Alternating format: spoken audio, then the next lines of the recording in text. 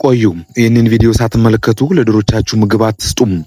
ብዙ አርሶ አደሮች ጤናማ ነው ብለው የሚያስቡትን ምግብ ለዶሮቻቸውም ይሰጣሉ።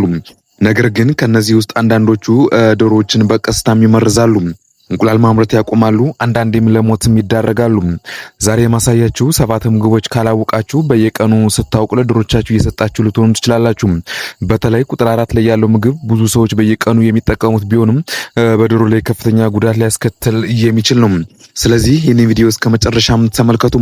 ዶሮቻችሁን ከአደጋ ለመጠበቅ የሚረዱ ጠቃሚ መረጃም ታገኙበታላችሁ። አሁኑኑ ላይክ እና ሰብስክራይብ ያደርጋችሁ የደውል ምልክቱ እየተጫናችሁ እንጀምራለን። ሰላም ጤና ይስጥልኝ ውድ የቤት ኪዮር ኢትዮጵያ ቤተሰቦችም፣ ዛሬ የምንመለከተው ብዙ የዶሮ አርቢዎች ሳያውቁ በየቀኑ የሚፈጽሙትን ስህተት ነው። ብዙ ጊዜ ዶሮቻችን እንግዲህ መብላት ሲያቆሙ፣ እንቁላል ማምረት ሲቀንሱ ወይም በድንገት ሲታመሙ በሽታን እንጠራጠራለን ማለት ነው። ነገር ግን ችግሩ አንዳንድ ጊዜ የምንሰጣቸው ምግብ ነው ማለት ነው። ዛሬ ለዶሮቻችን በፍጹም መስጠት እንግዲህ የሌለብን 7 ምግቦች እናያለን ማለት ነው። በተለይ በመጨረሻ ብዙ ሰዎች በየቀኑ እንግዲህ የሚጠቀሙት ቢሆንም ለዶሮ እጅግ አደገኛ ሊሆን የሚችል በሽታ እንደ በሽታም ያክል ትልቅ አስተዋጽኦ ለዶሮዎች ላይ ሊያሳድር የሚችል አደገኛ ነገር ነው ማለት ነው። በአንደኛ መልኩ የምንመለከተው ይህ የሻገተ ወይም ሞልዲ ምግብ እንግዲህ የመጀመሪያ ላይ በጣም አደገኛና የሻገተ ምግብ አንዳንድ ጊዜ እየተበላሸ ያ ማለት በቆሎ፣ ስንዴ ወይም ሌላ መኖ እንግዲህ እንዳይባክን ብለን ለዶሮዎች እንሰጣለን ማለት ነው። ይህ ግን ከባድ ስህተት ነው ክቡራትና ክቡራን። የሻገተ ምግብ እንግዲህ መርዛማ ፈንገሶችን ሊይዝ ስለሚችል እነዚህ የዶሮ ጉበት ሌሎች እድገቱንም ሊያዘገይና እንዲሁም እንቁላል ማምረትን ሊቀንስና ከባድ ሁኔታ የሞትንም ሊያስከትልብን የሚችል ነገር ነው ማለት ነው። ስለዚህ መኖ ምናልባት ሲሸት ሲሻግት ወይም ቀለሙ ሲቀይር በፍጹም ለዶሮቹ መስጠት አይገባም ማለት ነው። እንግዲህ ቀጣዩ ምግብ ደግሞ በብዙ ቤቶች የሚገኝ ቢሆንም ብዙ ሰዎች አደገኛ መሆኑን አብዛኛው ጊዜ አንረዳውም ወይም አናውቀውም ማለት ነው። በሌላ በኩል ደግሞ ምንድነው ጨው በብዛት የያዘ ምግብ ሁለተኛው ብዙ ሰዎች የሚሰሩ ስህተትና ለዶሮቹ ጨው በብዛት የያዘ ምግብ እንግዲህ መስጠት ከፍተኛ የሆነ ጉዳትም ያመጣል ዶሮዎች ላይ ማለት ነው። ያ ማለት የተረፈ ወጥ፣ ያ ማለት እነዚህ ቺፕስ፣ ብስኩት፣ ዳቦ ከጨው ጋር ወይም ሌሎች የተዘጋጁ ምግቦች በጣም ብዙ ጨው ሊይዙ ስለሚችሉ ማለት ነው። እንግዲህ ዶሮዎቹ እንግዲህ ከመጠን በላይ ጨው ሲመገቡ ብዙ ውሃ ይጠጣሉ። ያ ማለት የኩላሊታቸው ስራ ሊጎዳ ይችላል ማለት ነው። ደካማ ይሆናል። እንቁላል ማምረትም በዛው ልክ ይቀንሳሉ ማለት ነው። ከባድ ሁኔታ ላይ እንግዲህ የህይወታቸውንም ሊያጡ ወይም ሊያሳጣቸው የሚችል ደረጃ ላይ ደርሰው እናገኛቸዋለን ማለት ነው። ስለዚህ ለዶሮዎቹ የሰው የተዘጋጀ ጨዋማ ምግብ መስጠት ማስወገድ አለብን ማለት ነው።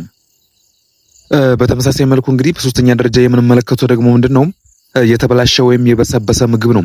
እንግዲህ አንዳንዴ እንዳይባክን ብለን የተበላሸ ፍራፍሬ፣ አትክልት ወይም ሌላ ምግብ ለዶሮ መስጠት ትክክል አይደለም ማለት ነው። እንግዲህ እንዲህ ያሉ ምግቦች ጎጂ ባክቴሪያዎችና ፈንገሶችን ሊይዙ ስለሚችሉ ይህም ተቅማጥ፣ የምግብ መፈጨት ችግር፣ የሰውነት ድካምና የሞት አደጋን እንኳን በቀላሉ ሊያመጣብን የሚችል ነው ማለት ነው። ስለዚህ ለዶሮቻችን ሁልጊዜ ንጹህና ትኩስ እንዲሁም ያልተበላሹ ምግብ ብቻ ብንሰጣቸው እጅጉን ትርፋማ እንሆናለን ማለት ነው። እንግዲህ አሁን የምንመለከተው ቁጥር 4 ግን ብዙ ሰዎች በየቀኑ የሚሰጡት ምግብ ነው። ነገር ግን ለዶሮቹ ከፍተኛ ጉዳትም ሊያደርስ የሚችል ነው። ይህም ስንመለከት አሁን ደግሞ ብዙ ሰዎችን የሚያስገርማቸውን እስኪ ምግብ እንመልከትም። እሱም አቮካዶ ነው። አቮካዶ ለሰው በጣም ጠቃሚ ምግብ ቢሆንም ለዶሮዎች ግን በተለይ ቅጠሉ፣ ቅርፊቱ እና ፍሬው ውስጥ ያለው እንግዲህ ዘሩ ጎጂ ንጥረ ነገሮችን ሊይዛል ማለት ነው። እንግዲህ እነዚህ ንጥረ ነገሮች በከፍተኛ መጠን እንግዲህ ሲመገቡ የመተንፈስ ችግር እንዲሁም ድካምና ከባድ የጤና ችግሮችን ሊያስከትል ይችላል ማለት ነው። እንግዲህ ስለዚህ አቮካዶን በተለይ ቅርፊቱን፣ ዘሩን ለዶሮቹ እንግዲህ ባለመስጠት እንግዲህ ፕሮዳክሽናችን ከፍ ማድረግ እንችላለን ማለት ነው። ስለዚህ ከዚህም በኋላ አቮካዶ ቅርፊቱ እጅጉን መርዛማ ሊሆን ስለሚችል ለዶሮቻችን ይህ ነገር እንግዲህ ካጠገባቸው ማስወገድ አለብን ማለት ነው። በአምስተኛ ደረጃ የምንመለከተው ደግሞ ይሄ ጥሬ ባቄላ ወይም ሮ ቢንስ ነው። እንግዲህ ይህ ደግሞ ብዙ ሰዎች የሚያውቁት ግን አደገኛም ስህተት ነው ማለት ነው። እንግዲህ ጥሬ ባቄላ ለዶሮዎች ጎጂ የሆኑ ተፈጥሯዊ ንጥረ ነገሮችን ሊይዝ ይችላል ማለት ነው። ይህም እንግዲህ የምግብ መፈጨት ችግርን እንዲሁም ድካምና ሌሎች የጤና ችግሮችን ሊያስከትል ስለሚችል ባቄላን መስጠት እንግዲህ ካስፈለገ በደንብ ተበስሎ እንጂ ጥሬውን መስጠት የለብንም ማለት ነው። እንግዲህ እስካሁን 5 አደገኛ ምግቦችን አይተናል። የቀሩት ሁለቶች ግን እንግዲህ በብዙ ቤቶች በየቀኑ የሚገኙ ሲሆኑ አብዛኛው አርቢዎቹ ሳያውቁ ለዶሮቻቸውም ይሰጣሉ ማለት ነው። እንግዲህ በስድስተኛ ደረጃ የምናየው ደግሞ እንግዲህ ጥሬ ድንችና አረንጓዴ ድንች የምንለው ነው ማለት ነው። እንግዲህ አብዛኞቻችን ሳናውቅ ጥሬ ድንች ወይም አረንጓዴ የሆነ ድንቾች ለዶሮ መስጠት ያ ማለት አረንጓዴ የሆነ ድንችና በተለይ ቅጠሉና ግንዱ ለዶሮዎቹ ጎጂ የሆኑ ተፈጥሯዊ ንጥረ ነገሮች ሊይዝ ይችላል ማለት ነው።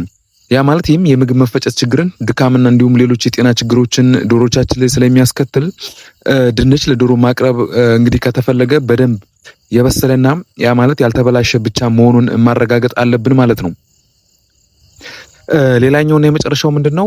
ቸኮሌት፣ እነዚህ ካፌን ያላቸው መጠጦችና የአልኮልም የመጨረሻ ነገር ቢመስልም እጅግም አስፈላጊ ነው ማለት ነው። ያ ማለት ቸኮሌት፣ ቡና፣ ሻይና ኤነርጂ መጠጦች ወይም አልኮል ያላቸው መጠጦች ለዶሮዎች እንግዲህ አብዛኛው ጊዜ አይመከርም፣ መስጠትም አስፈላጊም አይደለም ማለት ነው።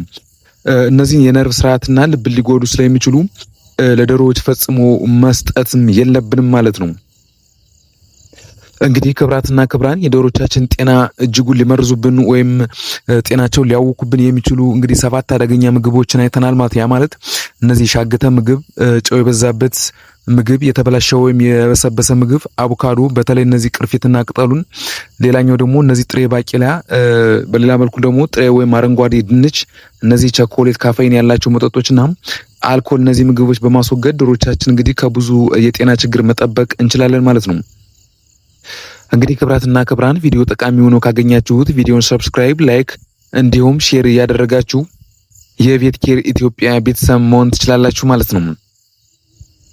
በቀጣይ ተጨማሪ ጠቃሚ እንስሳት ጤናና እርባታ ትምህርቶችን ይዤ እስከምመለስ በሰላም ቆዩኝ።